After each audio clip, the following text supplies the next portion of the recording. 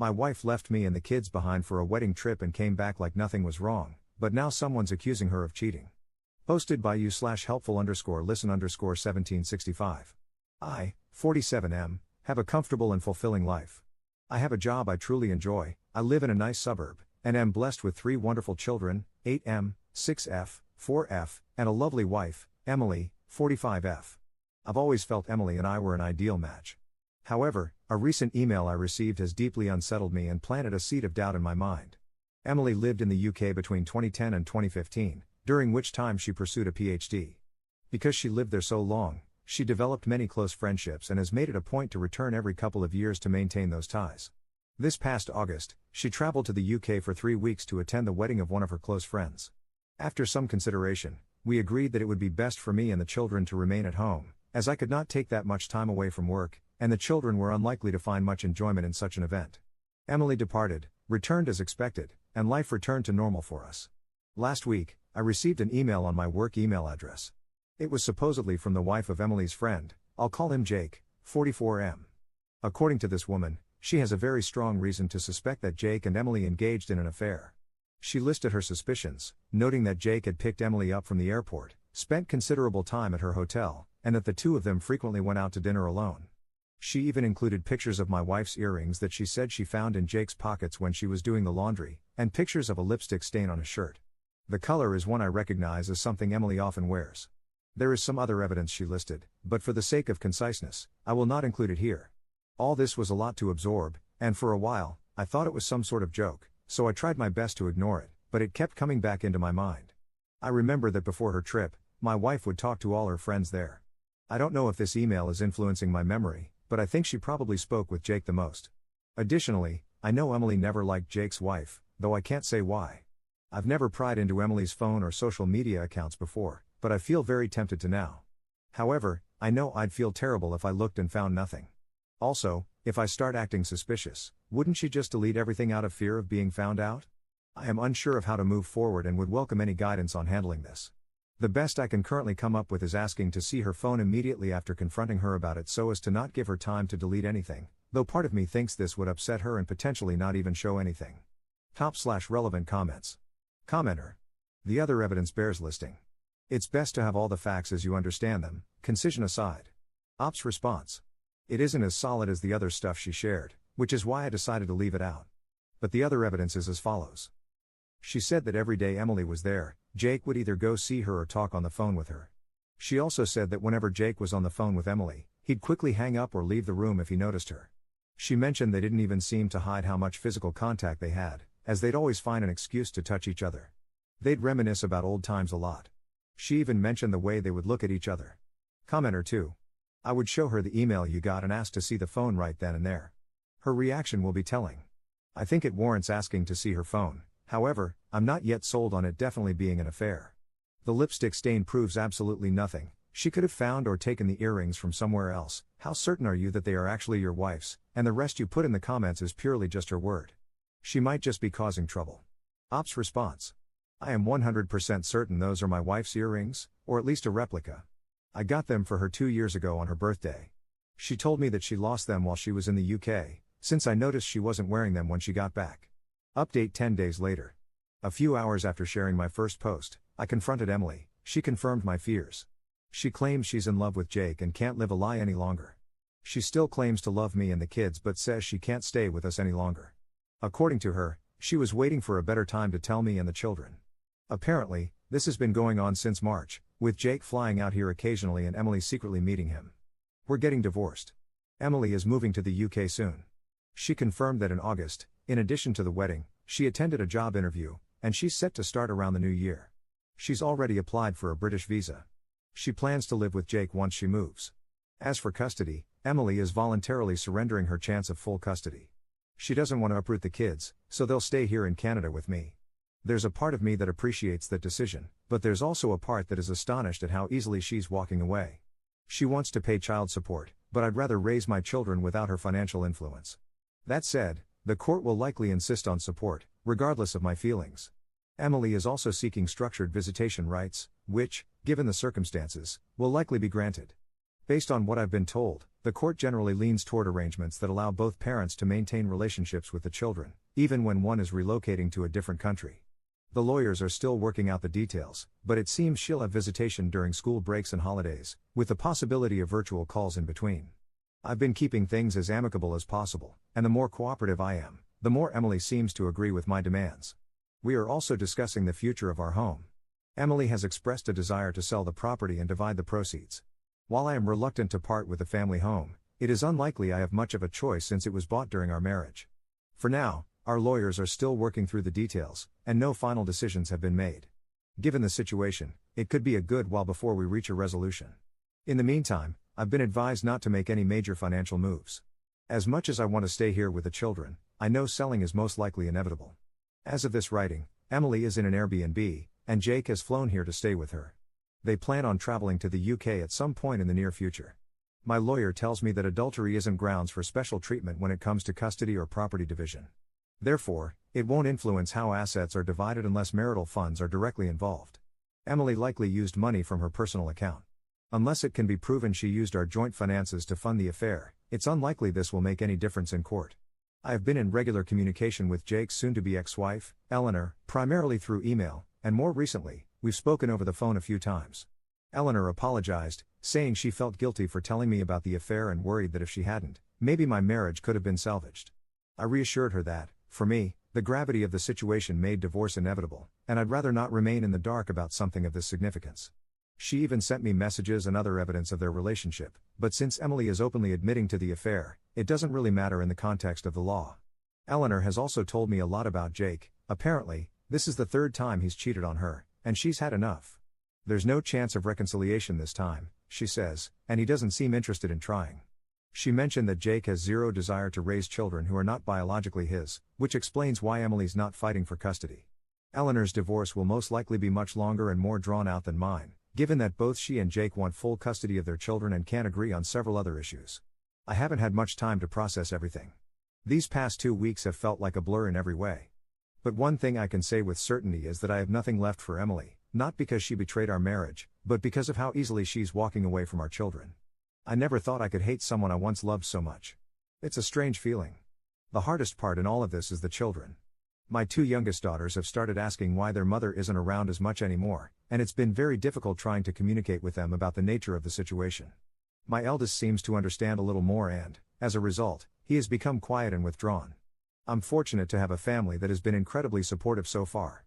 My children have received numerous thoughtful letters from some of their cousins, which I've been reading to them each night. All my siblings have also sent gifts for the kids, and one of my brothers, along with his wife, drove up to visit over the past weekend. My sister-in-law even prepared plenty of food, some of which is still in the freezer. They also kept the children entertained while I met with my lawyer. My other siblings have also offered to come by and look after the kids whenever I need them. Beyond that, my parents have been calling daily to check in on us, and my 78-year-old mother has already made plans to stay with us for 2 weeks in November to help around the house. The collective effort of my family has made this experience much more bearable, and I'm deeply grateful for all their support. To everyone who encouraged me to speak with Emily after my last post, I'm grateful. I was tempted to ignore Eleanor's message, but it kept gnawing at me. Your advice gave me the courage to act. Emily has shown herself to be a liar, and I have no doubt that her idea of a better time was simply when it would cause the least inconvenience for her and Jake. Second update 1 month later. Think of this less as an update and more as a chance to vent a few things now that I've had more time to process my situation. I know that Emily often traveled back and forth to the UK during our marriage. She claims her affair with Jake only began in March 2024, but I'm convinced she's lying. It's almost certain that this has been going on for years. Given how much she had already prepared by the time I confronted her, it's become clear to me and everyone else that she had been planning this for some time. In fact, within a few short days of our confrontation, she already had certain legal documents prepared. Additionally, Jake arriving in Canada shortly after I confronted Emily made it clear that they had planned for her to tell me roughly around this date in advance. It makes sense that Emily was well prepared and was just waiting for things to be better lined up for herself.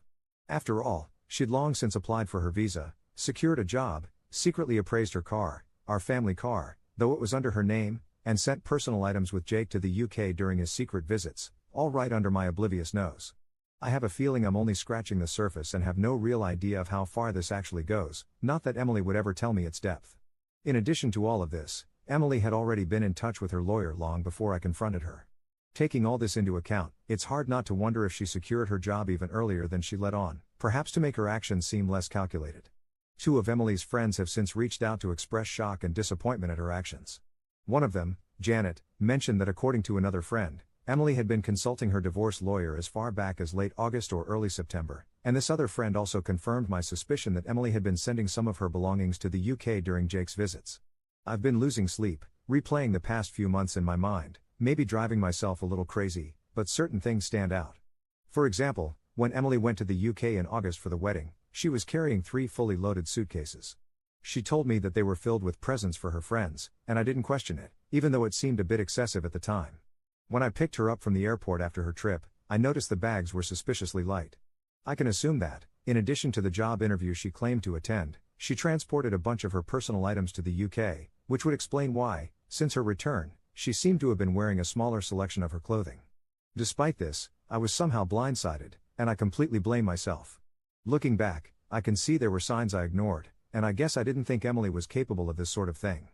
A part of me wonders if this outcome could have been avoided entirely had I been more assertive and vigilant in the past. The worst part of all is that my children are now dealing with the consequences of my ignorance and stupidity. While I twiddled my thumbs, my wife had essentially started a new life. Most people in my life now know about my separation from Emily. I've stopped wearing my wedding band, and I've explained the situation to friends and colleagues who noticed its absence. One of my close friends, and many others who reached out privately on Reddit, have suggested I get DNA tests for the children, given Emily's travel patterns and tendency to lie. While I understand where they are coming from, this is something I'll never do. I'd never assign my children to another man. Nothing will change that. Life without Emily has thus far been difficult. Mornings have become a hectic rush. Between getting the kids ready and getting myself out the door, I'm barely on time for work for nearly half the week. It's frankly exhausting trying to keep up with all the extra parenting duties I have to perform throughout the day. Our current home has a large driveway, so on top of everything else, I'm already dreading the task of shoveling it once the snow starts falling. The kids are feeling the strain, as well. They don't particularly like the food I prepare most days, and they hate how I'm always busy. It's incredibly frustrating to know that while we're here struggling, Emily recently departed for a relaxing vacation through Europe with Jake. Communication between us has dwindled, and I only learned of these developments recently. I have no idea if she plans to return to Canada after her vacation or settle directly into what will likely be a very comfortable life in the UK. On a more positive note, I was able to get the kids to see their doctor recently. She gave me a bunch of useful resources and advice. She placed an emphasis on how time and clear communication were the most important factors for their adjustment. While I'm optimistic, I'd be lying if I said I wasn't worried. It's still early, I know, but they remain quite upset about the entire ordeal and act out regularly as a result. It is abundantly clear that they're having a hard time adjusting to our new reality. Throughout all of this, my family has been a tremendous support. My mother arrived as promised early last week, and things have already become significantly easier. The kids enjoy her cooking and spending time with her. Her presence has also freed me to handle other tasks. Whenever the divorce is finalized, I plan to designate my eldest brother and sister-in-law as legal guardians for the children. They live relatively nearby and have already agreed to take on that role if needed, which brings me some peace of mind. However, I highly doubt this will be any time soon. Given my much busier schedule and Emily dragging her feet before traveling, the whole process has slowed to a snail's pace. One of the hardest aspects of all this has been making decisions about our family home. After considerable thought and speaking it over many times with my family, I'm leaning towards selling at this stage. Emily has already offered me a bit more than half of the proceeds since she sold our SUV right before leaving the country. My lawyer has noted that selling the SUV before we finalized anything was premature on her part, considering I contributed significantly, 40%, to the purchase. He thinks I have strong grounds to seek reimbursement elsewhere in our asset division, which aligns with Emily offering more of the house. Getting more than half seems fair, given that I contributed about 65 to 70% of the down payment and monthly mortgage payments. As I mentioned above, the family SUV was registered in only her name. However, I covered about 40% of its cost, so it's frustrating she sold it unilaterally. As I've learned over the past several weeks, my sedan is too snug for the kids and inconvenient for my mother to duck in and out of when she runs errands. Therefore, I'll need to trade it for something larger. In return, Emily has graciously insisted I keep the furniture and appliances, the least she can do, I suppose. As much as part of me would like to stay in our current home, it's probably better for us to move. Part of me hopes this will help us avoid future interference from Emily, though in reality, she's just as likely to interfere no matter where we are. I've been looking at townhouses closer to my place of work, which would cut down my commute and place us near a well-rated school. However, My sisters brought up that moving the kids now would mean changing schools and losing their friends, which would be yet another big change for them. An alternative option is that we move to a smaller, more manageable house close to our current one. This would reduce my workload and allow the kids to stay at the same school. Regardless of which option we choose, the idea of a new home without Emily's memory is appealing. Our current home's location is yet another example of how foolish and short-sighted I've been. Its location was much more convenient for Emily's commute compared to my own. It worked out for a time, as the children's school was close to Emily's work in case they needed her during the day, but now all of this is useless as my place of work is rather far. I've heard nothing from Emily's family, and frankly, I have no interest in reaching out. As for Emily's future with Jake, I don't wish her relationship to fail. The longer her life is stable, the less likely she'll disrupt ours. But I take solace in knowing she remains unaware of Jake's infidelity history. I don't feel any moral obligation to warn her about Jake's character, and Eleanor feels the same way. I've made a point to check in on Eleanor regularly.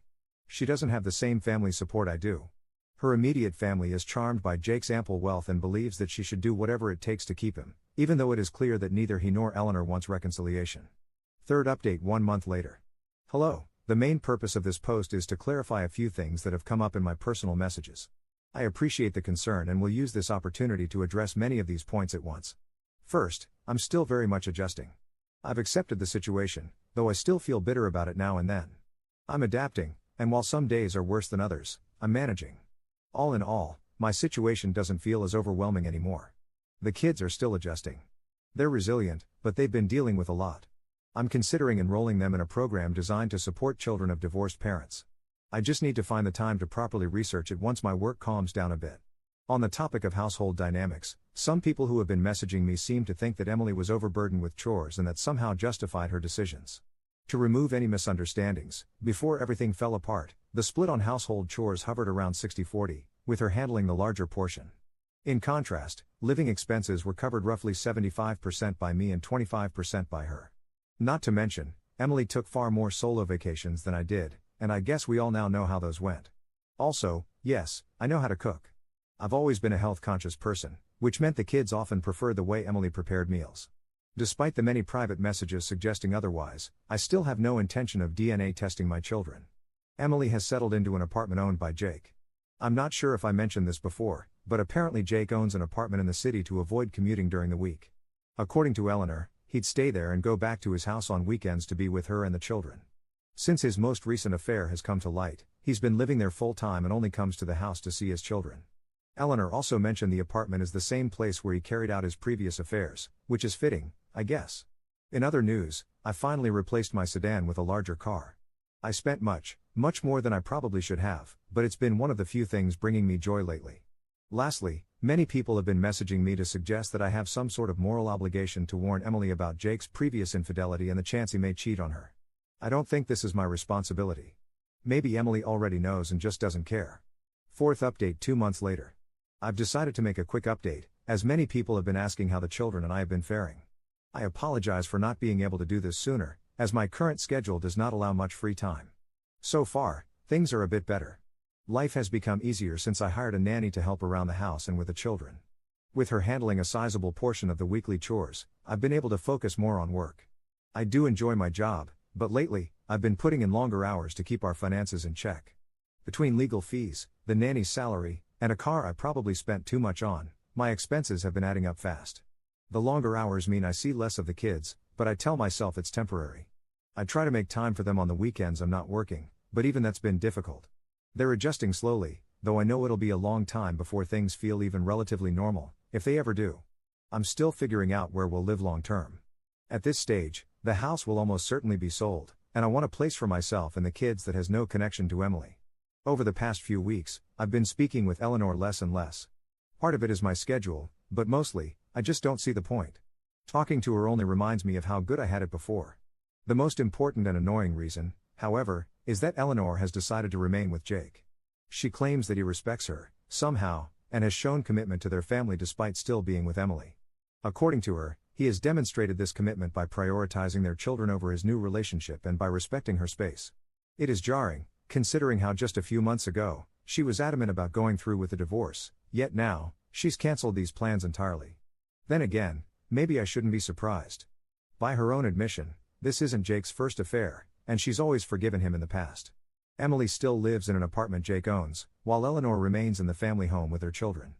Jake splits his time between the two, staying at the apartment during the week and coming home on weekends and sporadic weeknights. At the very least, Eleanor has made it clear that Emily isn't allowed in the family home, and Jake seems to respect that. Emily rarely calls the kids during the week, and when she does, the conversations are brief and she tends to whisper a lot. Since these calls take place rather late in her time zone, I imagine she doesn't want to disrupt Jake's sleep. On weekends, when Jake is with his own family, Emily makes more of an effort to talk to the children, however. These calls haven't been particularly long either, as I have felt they shouldn't interrupt the time I planned with the children. All of this is still very much a work in progress, which hopefully will get easier as time goes on. While a part of me is still shocked by how things turned out, I think I have largely woken up to this new reality. Top/relevant comments. Commenter. The ex-wife's AP must be as smooth as silk to still maintain his wife, whom he's cheated on 3 times, and still snag Op's ex-wife. I think the blessing in disguise is that the ex-wife blew up everything for a man who will never be loyal to her. She threw away her vows and her kids to satisfy something that doesn't even exist. Op is better off without someone so deliberate and strategic in her backstabbing. I really hope Op continues to do his best and that the kids are as resilient as he says. It'll be hard regardless. I also doubt it's over. 5 or 10 years from now, the ex-wife will crawl back wanting a relationship with the kids. Op has to be ready. Commenter 2. She abandoned her children to be a weekend mistress. How tragically awful. The fact that Eleanor is a willing participant and stays with this pathetic excuse for a man is also disgusting. Jake is a cancer and needs to be rooted out. Commenter 3. Weekday mistress. The real family gets his time off. Commenter 4. His real family gets weekends, holidays, birthdays, and vacations. The mistress gets weekdays and any time his family doesn't need him. No wonder he doesn't want to deal with her kids, he barely deals with her.